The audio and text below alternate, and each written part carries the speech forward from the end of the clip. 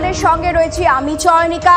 ঘড়িতে সকাল ৮টা মানেই ৮টায় ৮ রিপোর্টার এক্সক্লুসিভ। সেই খবরের শুরুতেই আমাদের নজর থাকবে মহাকুম্ভে পদপিষ্টের খবরে। কুম্ভে পদপিষ্ট আশঙ্কাজনক অবস্থা হসপিটালে ভর্তি বেশ কয়েকটা।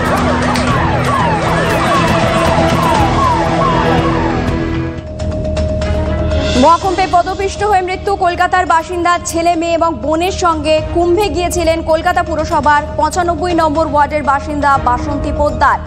পরিবার সূত্রে জানা গেছে হুড়োহুড়ির মধ্যে আচমকায় পড়ে যান বাসন্তী পোদ্দার, তখনই পদপিষ্টের ঘটনা ঘটে। মহিলার ছেলের হাতে তুলে দেওয়া হয়েছে দেহ। মৃতার সঙ্গে সুরজিৎ পোদ্দার জানিয়েছেন এখনো ময়না তদন্ত হয়নি। গতকাল বাসন্তী পোদ্দারের পরিবারের সদস্যদের সঙ্গে দেখা করেন এলাকার কাউন্সিলর তপন দাশগুপ্ত। আর এই মুহূর্তে কলকাতার যে বাসিন্দার মৃত্যু হয়েছে সেই বাসন্তী পোদ্দারের বাড়িতে রয়েছেন এই মুহূর্তে আমাদের প্রতিনিধি সোমা। খুব স্বাভাবিকভাবেই একেবারে শোকের ছায়া নেমে এসেছে। একটা পুণ্য করতে গিয়ে এত বড় একটা দুর্ঘটনা, সান্ত্বনা জানানোর ভাষা নেই। তবু তোমার থেকে জানতে চাইবো পরিবারের লোকজন তারা কি বলছেন, কি চাইছেন। হ্যাঁ দেখো, শোকের ছায়া, অশ্বিনী নগরের শোকের ছায়া এলাকার বাসিন্দারা যেরকম রয়েছে দেখতেই পাচ্ছ। এলাকার বাসিন্দারা এখানে রয়েছেন, তারা কিন্তু বলছেন যে এরকম একটি ঘটনা ঘটবে সেটা কিন্তু তারা কোনোভাবেই ভাবতে পারেননি। বুঝতে পারছো এলাকার স্থানীয় বাসিন্দারা তারা যেমন রয়েছেন।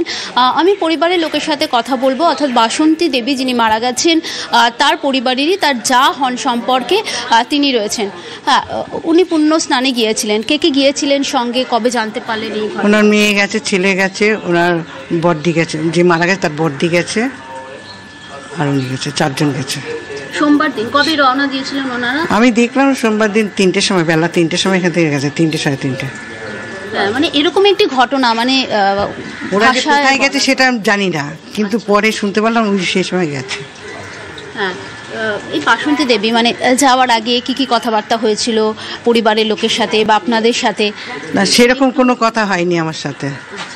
আমার সাথে সেরকমভাবে কথা হয়নি, কিন্তু যেতে দেখলাম এই অবধি। কিন্তু সে তার পরিবাররা জানে, তার হাজবেন্ড জানে, তারা কি প্ল্যান করে চলে গেছে সেটা আমরা জানি না। এই যে পুণ্য স্নান করতে গিয়ে এরকম একটা দুর্ঘটনার শিকার হলেন, মানে এটা তো ভাবা যাচ্ছে না। সত্যি ভাবতে পারিনি যে এইভাবে যাবে ভাবতে পারিনি। পাড়া কেউ জানে না যে সত্যিকারে এইভাবে গেল। কখন ওনার দেহ নিয়ে আসা হবে সেই ব্যাপারে কিছু এখনো? না সেটা জানি না। ওরা ফোন করছে, ওনার হাজব্যান্ড বললো যে ধানবাদে যে জামাই এসেছিল, জামাই বললো ধানবাদে আছে, অ্যাম্বুলেন্স করে নাকি নিয়ে আসছে, এটাই শুনি। গতকালই এই ৯৫ নম্বর ওয়ার্ডের যিনি কাউন্সিলর তিনি এখানে এসেছিলেন, পরিবারের লোকের সাথে কথা বলেছেন। তিনি কিন্তু গতকালই জানিয়েছিলেন যে আজকে কলকাতায় নিয়ে আসার যে তোড়জোড়, যে ব্যবস্থা, সেই ব্যবস্থা করা হবে। এবং ওই বাসন্তী দেবীর পরিবারের লোকের সাথে কথা বলে যেটা জানতে পারলাম যে আজকে তাকে নিয়ে আসা হবে। ধানবাদে এই মুহূর্তে রয়েছেন। আমি একটু কথা বলবো, এলাকার বাসিন্দারা রয়েছেন। খুবই দুঃখের খবর, কি বলবেন? সে তো ঠিক কথাই, একটা মানুষের মৃত্যুটা কেউ কামনা করে না বলে, সে তো ঠিক কথাই। কেমন ছিলেন বাসন্তী দেবী? কথাবার্তা হতো যেমন হয় পাড়ার লোক আর কি।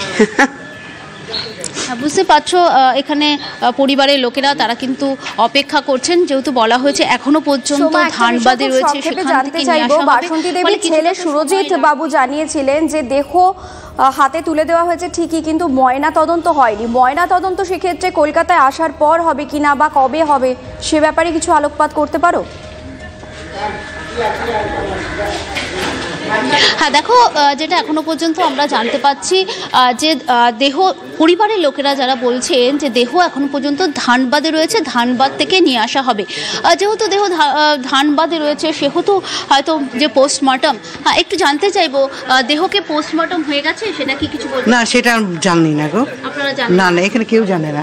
না না দাদা, আপনি কি জানেন মানে এই কখন নিয়ে আসা হবে বা পোস্টমর্টম হয়েছে কিনা? না, দেখুন, প্রথম কথা হচ্ছে দুপুর 1টার সময়, কালকে দুপুর 1টার সময় প্রথম আমি টিভিতে একটু দেখতে পাই ওর বলাইকে, মানে ছেলে বলাইকে দেখতে পাই। দেখার সঙ্গে সঙ্গে আমি মানে একটু অবাকই হয়ে যাই। সঙ্গে সঙ্গে আমি বলাইকে ফোন করি যে বলাই কি হয়েছে, ওখানে তোমাকে দেখাচ্ছে, কি হয়েছে? মা নেই। আমি মার কী হয়েছে? বলে মা ওখানে একটু অ্যাক্সিডেন্ট হয়েছে, মানে পদপিষ্ট হয়েছে, তাতে মা আর নেই। আমি বললাম তুমি তোমার সঙ্গে কে আছে? তখন বললো যে আমি আছি, আমার দিদি আছে, আর মাসি বললে একজন ওর মাসি আছেন, আমরা এই চারজনই আছি, মা আর নেই বলে কান্নাকাটি করছিলেন। আর তুমি কোনো প্রয়োজন হলে আমাকে ফোন করবে, আমরা সবসময় এখানে আছি, এখানে তুমি বাবাকে বলো না। সত্যি সোমা, ভাবতে অবাক লাগছে যে একটা পুণ্য কাজ করতে গিয়ে সেখানে এইভাবে মৃত্যু হলো, পদপিষ্ট হয়ে মৃত্যুর ঘটনা অত্যন্ত দুঃখজনক। সোমা, আপাতত তোমাকে ধন্যবাদ জানাই, পরিস্থিতির দিকে নজর রাখো, পরবর্তীতে আবারও তোমার কাছে ফিরবো। পুণ্য সময় পুণ্য স্নান, মৌনী অমাবস্যার অমৃত সময় ত্রিবেণী সঙ্গমে ডুব দিতে হবে, আর সেই মাহাত্ম্যের টানে হাজার হাজার লাখ লাখ কোটি কোটি মানুষ ছুটেছিলেন প্রয়াগরাজ। কিন্তু সেই উৎসাহ আর বাঁধ ভাঙা ভিড়ে বিরাট অঘটন। ভাঙলো পরপর ব্যারিকেড, আর ছিটকে গেলেন পুণ্যার্থীরা। পায়ের চাপে দলা পাকিয়ে গেল বহু মানুষের শরীর। पूरी पब्लिक ऊपर चढ़ गई थी, हम भी इमारत से बचे हैं, हमारी मम्मी जी डेथ हो गई है। कि आज कुंभ को प्रशासनिक व्यवस्थाओं के द्वारा कलंकित होना पड़ा है। 13 জানুয়ারিতে মহা সমারোহে শাহী স্নান, সবকিছু মসৃণভাবে আয়োজন।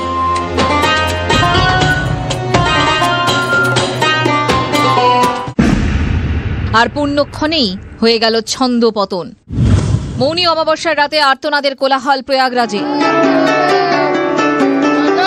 144 বছর পর মহাকুম্ভ বলে কথা। জানুয়ারির প্রথম সপ্তাহ থেকে ত্রিবেণী সঙ্গমে তাই মহা ব্যস্ততা, ভিড় শেষ হয় না। আর সেসব সামলাতে হাজারো বন্দোবস্ত, ঘাটে ঘাটে কড়া নজর, পদে পদে নিরাপত্তারক্ষী, স্বেচ্ছাসেবক। এতদিন সব ঠিকঠাক চলার পর গন্ডগোল হয়ে গেল মৌনী অমাবস্যায়। পদপিষ্ট হয়ে ছটফট করতে করতে একের পর এক বেঘোরে মৃত্যু, আহতের সংখ্যা কম নয় তো। আর এসবের বাইরে খোঁজ মিলছে না এখনো অনেকেরই।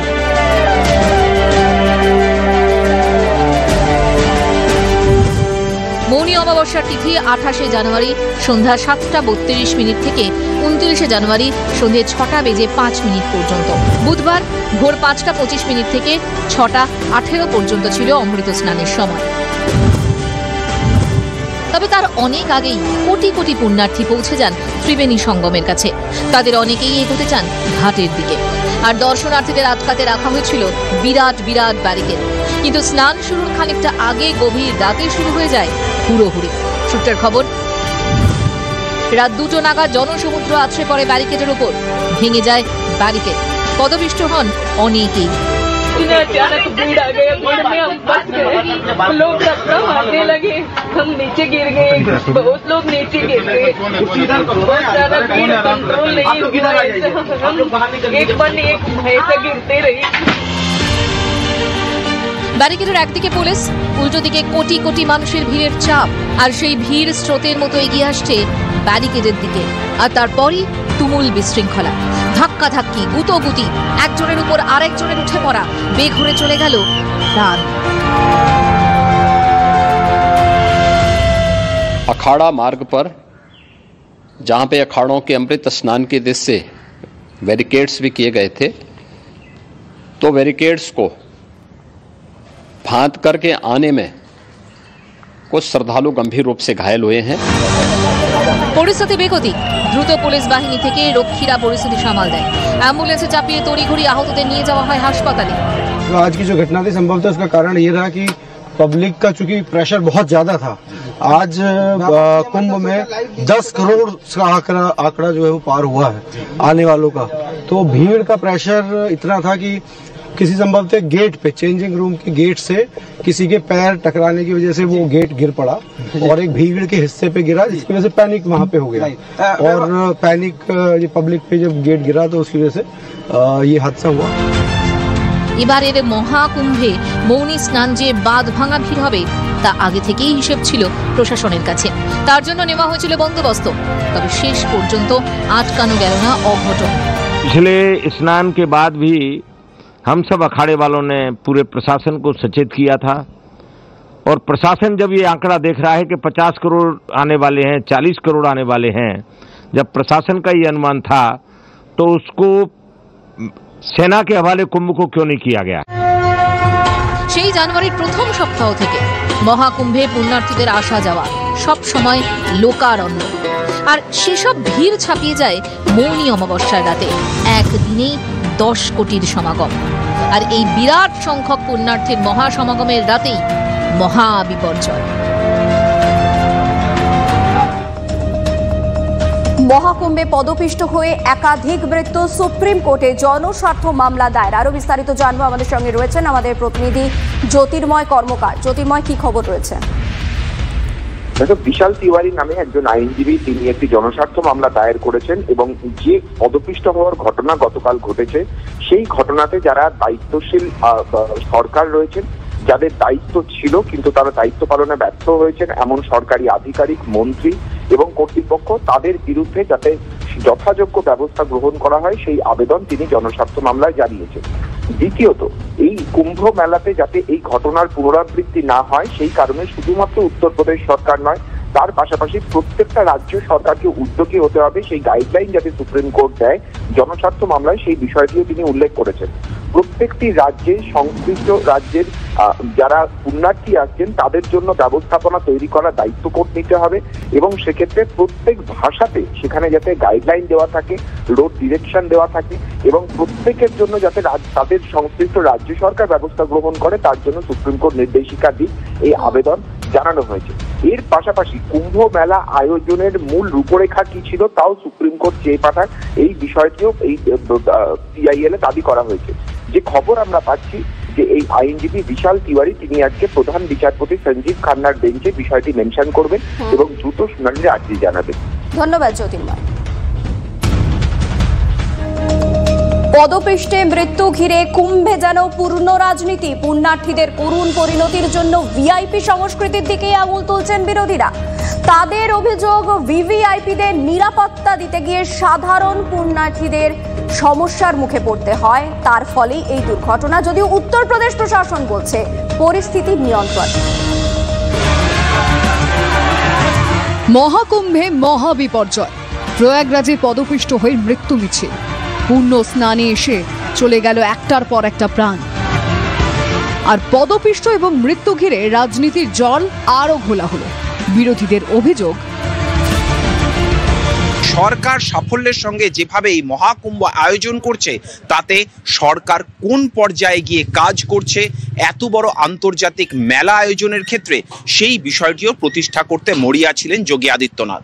কিন্তু এই দুর্ঘটনা ঘটে যাওয়ার পরে এবারে যেভাবে বিরোধীরা আক্রমণ শানাতে শুরু করেছে, যেভাবে বিরোধীরা বারবার ধরে ভিআইপি কালচারের কথা তুলছেন, বিরোধীদের দাবি শুরুর থেকেই বিজেপির প্রথম সারির কোনো নেতাকে মহাকুম্ভর ধারে কাছে ঘেঁষতে দেননি যোগী আদিত্যনাথ। কৃতিত্ব নিজের দিকে কাটতে তিনি ব্যস্ত ছিলেন। এর মধ্যেই কেন্দ্রীয় স্বরাষ্ট্রমন্ত্রী অমিত শাহ বলেছিলেন কুম্ভ সবার। এই প্রেক্ষাপটে সোমবার অবশ্য শাহের সঙ্গে স্নান করেন যোগী। কিন্তু এবার মহাকুম্ভে একের পর এক ভিভিআইপির আনাগোনা এবং নিরাপত্তার বন্দোবস্তের জন্য সাধারণ পুণ্যার্থীরা চূড়ান্ত দুর্ভোগে পড়েন বলে অভিযোগ। মঙ্গলবার রাতে সাধারণ মানুষের পুণ্য স্নানে যাওয়ার জন্য মাত্র একটি রাস্তা খোলা ছিল। তার ফলেই হুড়োহুড়ির জেরে একের পর এক বেঘোরে মৃত্যু বলে অভিযোগ। এরই মধ্যে মমতা বন্দ্যোপাধ্যায় গঙ্গাসাগর মেলা থেকে শিক্ষা নেওয়ার কথা মনে করিয়ে দিয়েছেন। সোশ্যাল মিডিয়ায় মুখ্যমন্ত্রীর পোস্ট, গঙ্গাসাগর মেলা থেকে আমার উপলব্ধি হয়েছে যে যেখানে এত বেশি সংখ্যায় পুণ্যার্থীর সমাগম ঘটে সেখানে সঠিক পরিকল্পনা এবং বেশি যত্নশীল হওয়া যায় ততই ভালো। মৃতদের আত্মার শান্তি কামনা করি। এটাই কিন্তু তাদের ব্যবস্থাপনা ত্রুটি, এটা কিন্তু একদম প্রকট হয়ে গিয়েছে। প্রশাসন এবং রাজ্য সরকারের চূড়ান্ত গাফিলতি, পরিকল্পনা এবং ব্যবস্থাপনার অভাব। আর প্রধান বিরোধী দল কংগ্রেস থেকে সমাজবাদী পার্টি এই ইস্যুকে সামনে রেখে তুলোধনা করেছে যোগী সরকারকে। কংগ্রেস সাংসদ রাহুল গান্ধীর পোস্ট, দুর্বল ব্যবস্থাপনা এবং ভিআইপিদের বাড়তি সুবিধা দিতে গিয়ে এই ভয়ঙ্কর দুর্ঘটনা। ভিআইপি সংস্কৃতি অবশ্যই পর্যালোচনা করা উচিত, আর পুণ্যার্থীদের জন্য আরো ভালো বন্দোবস্ত হওয়া প্রয়োজন। व्यवस्था एक राज्य सरकार नहीं कर पा रही, वो वीवीआईपीस की ही देखरेख में व्यस्त है और रील्स बनाने में सब व्यस्त हैं। जो असली श्रद्धालु हैं उनकी कोई व्यवस्था नहीं है, उनकी सुरक्षा की, उनकी हिफाजत की कोई व्यवस्था नहीं है। বুধবার গভীর রাতে যখন পদপিষ্টের ঘটনা এবং প্রয়াগরাজের চূড়ান্ত ব্যস্ততা, তার মধ্যে আবার ভিভিআইপিদের আনাগোনা। মথুরার বিজেপি সাংসদ হেমা মালিনী এদিন সকালে পুণ্য স্নান করেন। অমৃত স্নানে দেখা যায় যোগগুরু বাবা রামদেবকেও। এসব দেখে সাধু সন্ন্যাসীদের একটা অংশ বলছেন, পুণ্যার্থীদের দিকে একটু নজর দিলে এই দিনটা দেখতে হতো না। मैंने देखा कि जो भी वीआईपी यहाँ आया सिर्फ प्रशासन उसकी जी हजूरी में लगा रहा, इसके अलावा इस प्रशासन को इस कुंभ से कोई मतलब नहीं था। যেভাবে বিরোধীরা বারবার ধরে গঙ্গাসাগরের মেলার কথা তুলে ধরে মমতা বন্দ্যোপাধ্যায় আক্রমণ শানাচ্ছেন, সেক্ষেত্রে আগামী দিনের রাজনৈতিক তরজা যে আরও তীব্র হবে তা বলার অপেক্ষা রাখে না। নয়াদিল্লি থেকে ক্যামেরায় অনুদীপ শর্মার সঙ্গে জ্যোতির্ময় কর্মকার, টিভি9 বাংলা।